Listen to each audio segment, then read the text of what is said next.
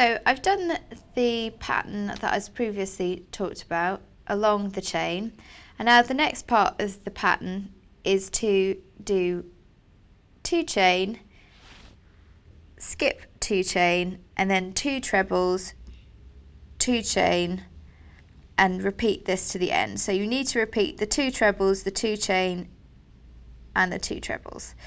So here I'm going to make 2 chain to move along to the next 2 chain,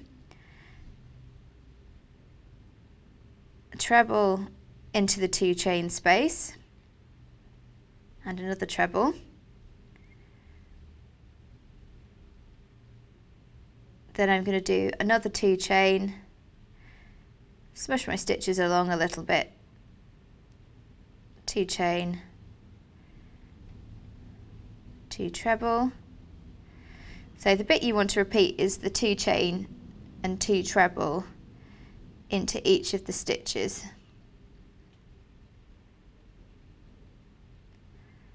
So another treble. So you continue that along and you'll end up with a row of frills. After that, you want to create a 3 turning chain, do 9 trebles into the next chain space, a slip stitch, 1 chain, slip stitch into the next 2 chain space. So you can see here I've done 9 trebles, then a slip stitch, 1 chain, and slip stitch into the next 2 chain space. So it creates kind of a ruffled edging, which will be the end result of your corsage when it's wrapped up.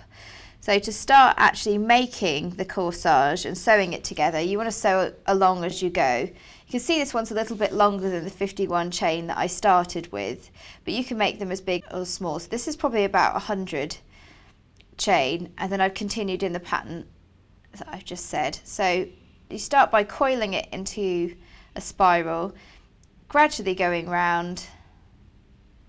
This may take a while when you've got a longer chain. Keep going. Remember to stitch along as you go. You can either use a darning needle for this and thread in the ends. Remember to thread in your ends after you finish crocheting. It gives it a tidier finish if you weave all the ends in.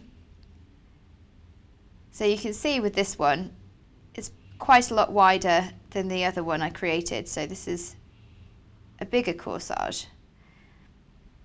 It's great to add to garments or onto scarves, but you can really see the difference between the 2 sizes of corsage.